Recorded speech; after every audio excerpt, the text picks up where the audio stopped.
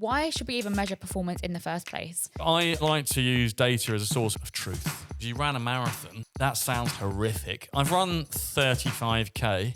I thought my hips were going to give out like Shakira. Training and running a marathon is really, really hard. Yeah. And every long run that I did, I would finish it and cry. If I just focused on that and actually not looked at the data, I probably would have stopped running and just given up. I think in business, if you're really successful, you possibly don't need measures. You just keep doing what you're doing. The problem is that you can't be successful all the time. And if you don't have the data and you're not measuring, then when that happens, no one knows why. Hi there, I'm Jonna Sercombe and welcome to Sparks, a series by Interactive Workshops which has recently been acquired by the Sercombe Group, a world leader in learning and development. In every episode, we discuss how to spark something in work and in life. And I am joined by one of the greatest sparks in our company, Amelia Caroline Gladstone, aka Millie. And she sparks some of the world's most famous and exciting companies. I've got the ones beginning with S. She's sparking Siemens, Schindler, Cisco, and Savills, amongst others, with some outstanding and world-class learning and development. Millie Gladstone, welcome to the show. Woo! I'm feeling the energy already. I'm excited to have you here. Thank this you. episode is all around performance measurement, and we're going to get stuck into that. But Millie, the first thing I'd like to ask you is, what do you measure in life? I know it's a big question. What do you measure? I've got my Strava, my bank account, the number of children. I keep a count on that. And the number of hours I work a week. Obviously, I need to know that. But what do you measure in life? What do you measure? Probably a couple of similar things to you. Fewer children, I would say. Lesser children. 0 children. But still measured. But yeah, the Apple Watch, that's measuring me all day, every day. Got your data. Yep, got the data. And measuring, I think the calendar is a good unit of measurement. The day or the year? Well, the number of activities in the calendar. How busy is that? Sorry, the work calendar. Okay, good. How busy the work calendar is. And the life calendar. And the life calendar. A lot of friends, a lot of people to catch up with. Somebody actually asked me the other day, when are you next free? And I said, May. That's my worst. It's my literal worst nightmare. I'm a spontaneous guy. I like to keep that calendar available so that if I get invited to host a podcast like this, I can just sign up. But I would have to look in your calendar because that is something that you're tracking. You're keeping records of what's going on there. Yeah. What do you measure in work, Millie? I think probably the most tangible thing that we measure is our commercial targets. It's one of the easiest things to measure because naturally you have a lot of data around that. We use our CRM a lot, keep that up to date so we can track a lot of metrics, whether that's how much we're selling, what revenue we're generating, how quickly we're getting from proposal to one sold project. Measuring, it's hard, isn't it? Sometimes I think of feedback as a form of measurement, feedback from clients, but you can't necessarily quantify that. Yeah, I think that's interesting. I've got a little quote. You should measure what matters, but you can't measure what matters. So you should measure what matters, but you can't. A client coming back to you saying, do you know what, Millie, I really enjoy working with you on that. Thank you. Mm-hmm. How do we measure that? It is difficult, isn't it? I think one of my recent successes that is maybe half measurement but also half not is we've been working with a client who at the beginning was very serious, quite hard to get along with on the personal side. By the end of the project he was saying, I'm going to miss you, can't believe we're ending this project, it's been so fun. So that again is not something that you quantify, but you can tell from that feedback, from those feelings, that our relationship has improved. They want to work with us on another project. So it's improved, but you're discussing the very important difference between quantitative and qualitative. Yes. So you can measure what matters, the quantitative, but the qualitative is what really matters, isn't it? And as you say, I'm hoping that I hope you also enjoy working with me. I hope our podcast is going really well. But it's the intangibles, I think, that give us the feelings that say, yeah, I'm really enjoying this. I want to do this project, want to work on this project, want to work with these people. I'm thinking about our client base, want to work for this manager. If you're a leader, the intangibles tell you whether you want to be there. You can back it up with all the rational stuff and all the measures, but the intangible bits are really, really important. Tell us then a little bit more about how you measure the quality of your work. Is that also on a qualitative or is there quantitative for you there? I think probably a mixture of both. Qualitative in terms of feedback that we get from colleagues, from managers, people reviewing our work. But I think you can, of course, also quantify that, whether it's number of comments on a similar type of task that you're doing. I also think that I like to try and measure speed. So some projects that I work on, if we're doing a similar project, can we get our time down from, us taking a month to design and deliver the workshop? Can we actually increase that time to delivery as well? So I think you have to mix both. Yes. By the nature of the collaborative work that we do as well, a lot of the feedback and the data that we get is just word of mouth from working with each other, from working with our clients. Yeah. But you have to be able to quantify some of it as well. And I wanted to ask you this one because you ran a marathon. I was thinking this is something I've never wanted to do. And everyone said to me, Jonna, you like running. You should run a marathon. And I was just thinking, that sounds horrific. I've run 35K and I thought my hips were going to give up. A marathon. I thought my hips were going to give out like Shakira. They were aching. But any more than that, I thought, no, that's a nightmare. When you ran a marathon, were you measuring every kilometre? Were you measuring all the training sessions? Did you measure your satisfaction? What's the measure for something like that that's actually quite grueling and challenging? I think there you have to focus on the data because mentally, training and running a marathon is really, really hard. Yeah. And every long run that I did, I would finish it and cry because it was tough. And also I think you build up so many endorphins that you actually just have to cry to let them out. Yeah, it's like a scene from a movie. Yeah. So because of how I was feeling during training, if I just focused on that and actually not looked at the data, I probably would have stopped running and just given up. Because if I wasn't saying, okay, actually compared to last week, I've run X more miles, I've improved my speed by X amount, you just give up, wouldn't you? And I don't know. I probably would, but you didn't. Despite crying, you didn't. Carried on. No. So this is important, isn't it? So you use data to take the emotion out of your training to some extent. Yes. And then use the data to rationally and logically validate to yourself whether you were on track or not using your feelings in this case. Yeah. And also you use the data to try to define whether you're making some kind of progress.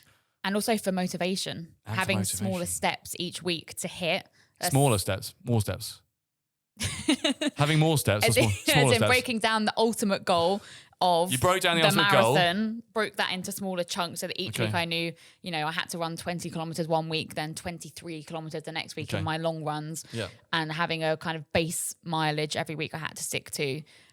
So breaking it down into those smaller chunks meant that each week, even if I thought I was having a pretty rough week, I could look back and think, do you know what, actually, I still did it. I still ran more than I did last week. What I really love, motivating. So I'm just going to throw something out there to my friends in the learning and development industry, all the L&D practitioners, everyone who hates talking about training. Mm-hmm. Oh, it's not training. It's not training. Training is incredible. Training plans, when it comes to sport, you need a training plan. And what you just said is I had a training plan and I did these things and that made me good at this. And I had a baseline of training and that was something I had to at least reach that. And if I could, I would go higher. And it was a structured training plan. Is that not what we're supposed to be banging on and on about in learning development, which is that if you have a structured plan about how you're going to improve and you stick to it and you measure it and you see if when you do those things, you do improve, isn't that how we improve? I mean, that seems to me in the world of sport, how it works. Yet for some reason in business, no one seems to want to talk about training. Why do you think that is?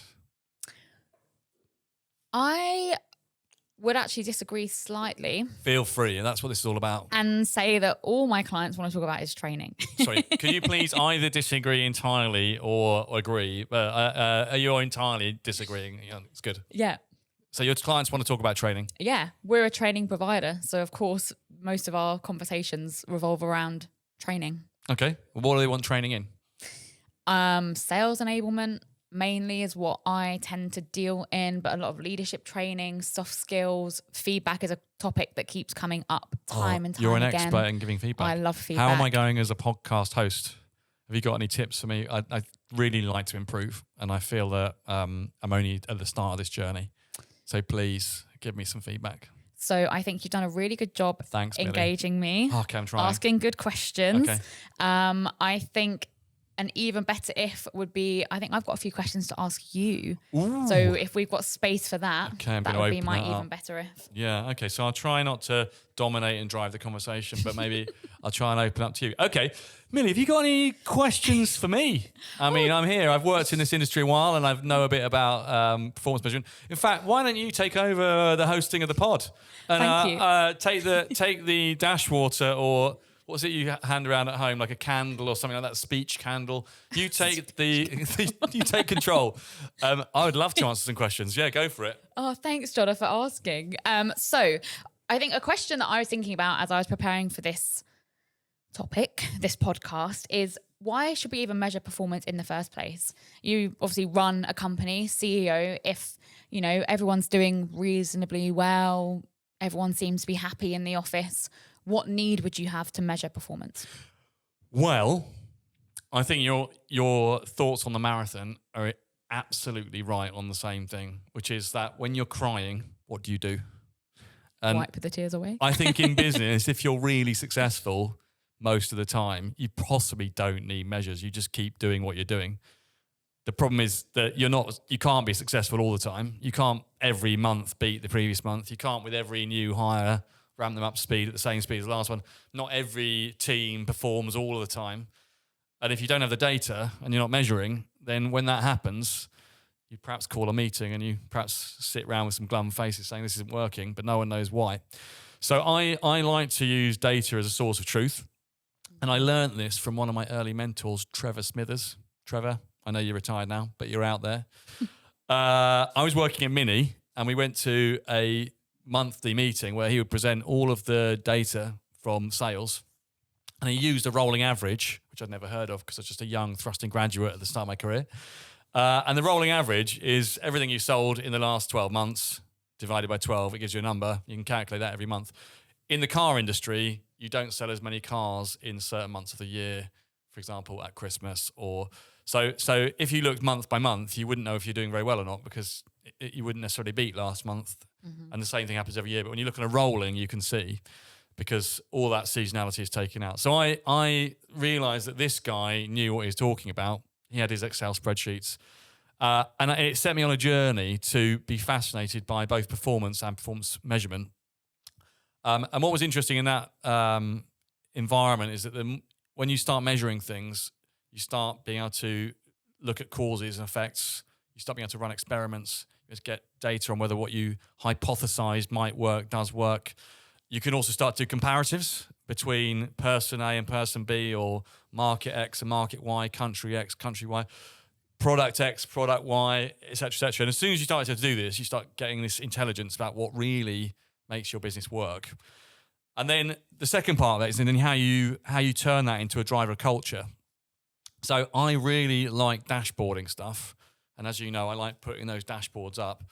And I got this from people, just said you've got to be as transparent as possible. So if you've got a sales team, you could keep private who's sold what, but you could just put it up on a dashboard. You don't then need to tell the person who sold the least that they're at the bottom and the person who sold the most at the top. It's just there. Your company performance is just there. Everybody can look at it. And also, even if you're a manager on an individual level, if you have good data, when you go into those one-to-one conversations, it's not then about who likes who. I'm not sure if we use how to use the expression, but sucking up, perhaps we can say, to the boss, being a happy person to be around, never challenging people. So look, there are all those things, but let's look at the data first and see who's performing. And so to use data like that as a source of truth. I like that, data as a source of truth. And I think as well, if you have a lot of data when you maybe aren't performing, actually it's a really useful tool to then go back and examine, okay, what did we do this month that was maybe different to last month when we were smashing it, or whatever it might be. You've got that point of comparison so you can kind of reflect Yes. see what's working, maybe what's changed, Yes. and then adjust accordingly Yes. to make sure you have success. And it also depends what kind of business you're in and what kind of team you want to run.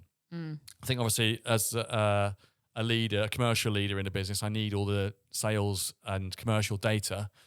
But there are other things that you can track. And again, I think, I guess to try to sometimes anonymize those as well. If it is, as I talked about sales results, I don't think they need to be anonymized. I think, we sometimes look at the data of who comes to the office when, but that comes to me anonymized. So I can't judge it on which people it is. I can only look in general and say, okay, but actually quite fun. So I don't know if you know this, but we can look at streak information, who comes to the office. Nice. So let's say in general, everyone comes to the office 2 or 3 days a week. And in general, most people don't have many 3-day streaks or 4-day streaks where they don't come to the office at all in a week. But 1 or 2 people have huge 3 or 4 day streaks. There's an indicator that perhaps the data can tell you that 1 or 2 people are doing something different from everybody else. And it's good in that case, it's good to be anonymized, because then we can look at the trend rather than look at the individual and see what we can do about it. So that's a really interesting point, because that is where we've got a tool that we check into daily to say, whether we're at a client, whether we're coming to the office or working remotely, whatever it might be. So what happens when we go to a client and maybe we're going to run a training program for them? Let's say it's not sales, because I think non-sales sales related, is easier to measure, right? Easy, yeah. So say it's a soft skills program, and the client wants to measure the impact, but maybe doesn't have any sort of benchmarking or any data as a start point. What do we do then? I believe that the measurement in learning development has to be conceived before the start. So to have comparative data, you need a baseline and then the action and then what happened after. So I believe that part of the big job of a consultant is to try to find what the comparative data is. And actually, although it sounds like a numerical / mathematical challenge, it's actually a conceptual, creative / imagination challenge, because the indicators that you want to measure, or the things that you want to shift, you may be able to find an indicator for that's not obvious. And if you can do that, then you can measure this indicator and see if your L&D has an impact on the thing that you were trying to change. I'll give you a quick example of an indicator, one I really like. When I was working at the Body Shop, which is a cosmetics company. I didn't know you worked there. Yeah, well, I mean, I used to go there, and I was working learning development there. But I spent some time working with the finance team there, and they used to measure, to measure whether their factories were being effective. They would measure how much money they spent on air freighting product to countries, because if everything in the factory was perfect, they would be able to send stuff by ship. And if everything in the factory wasn't perfect, they would need to send stuff by air freight, which is incredibly expensive. Interesting. So the measurement on the factory, the indicator on the factory, they didn't go and look at all. They did go and look at all the machines, but the main indicator, you could look in their P&L and say, okay, that single number is going to tell us whether our factories are effective or not. And if we can manage that to 0, then our factories will be effective. So I think that finding those indicators in learning development, in finance, they're quite good with it. We can look at all kinds of different financial information from the top level. But for learning and development, I think you've got to find the thing that is the indicator for the thing you're trying to improve. If you can find that indicator before and after, do your intervention, check the outcome, and you'll be able to get a result from anything. And it doesn't have to be satisfaction or employee engagement. There are many, many other things that you could get a benefit from, and you've got to find your indicators for those. So looking outside maybe of the L&D and people team to see what other information different teams have as well, and seeing if there's a root cause there. Yeah, and trying to become a person who's fascinated by data, cause and effects, indicators. These things are really intellectually interesting and very, very valuable. And again, coming back to your business case, if you can tie that indicator to something that's got a monetary value against it, then you can also say, when we did program X, we improved indicator Y, and we know that indicator Y is related to this much additional value, and that gives you your classical ROI calculation possibility. Love it. Let's talk about indicators for a second then, because it's a word that's come up several times now. Yeah. Leading versus lagging. Yes. Tell us more. Leading versus lagging. Very important. So leading indicators are way more valuable than lagging. Lagging data is things that happen after the event. So if you go to the end of your marathon, you can look at your time. It's quite hard to get your time that you finished the marathon in before you ran the marathon. Yeah? Yeah. That's your lagging data. Your leading indicator might be, for example, completion of training sessions. Mm-hmm. So if you scheduled 10 training sessions with a certain time and you completed all those training sessions exactly as on paper and to a certain time, the completion of 10 out of 10 sessions to standard is a leading indicator that when you go to the marathon, you'll hit your time. So leading indicators are things that we can look at that tell us whether or not we are going to hit our end goals. I'm trying not to talk about sales, but sales very classically. Mm-hmm. If you had the size of your pipeline and your win ratio and your deal speed, you could use these indicators to say whether you're going to hit your revenue goals or not, or your sales goals. And it's kind of nice to know how you're going with those, because then you could steer your efforts. Let's say, for example, you didn't have enough pipeline. There isn't a lot of point only focusing on closing deals. Whereas if you knew that you had enough pipeline, you could focus on closing deals. So your pipeline size is going to give you an indicator of what actions you should take to try to help you hit your sales targets. Simple. Data is so useful, isn't it? Yeah, data is fascinating. But maybe we should wrap up by saying it's easy to go down a data rabbit hole. Measure what matters, but you can't measure what matters. As a worker bee, like me, we have jobs. What do you think matters to workers that you can't measure? Because there's a lot of discussion in the world these days about how work is changing and work is sometimes challenging. What do you think matters to people in work?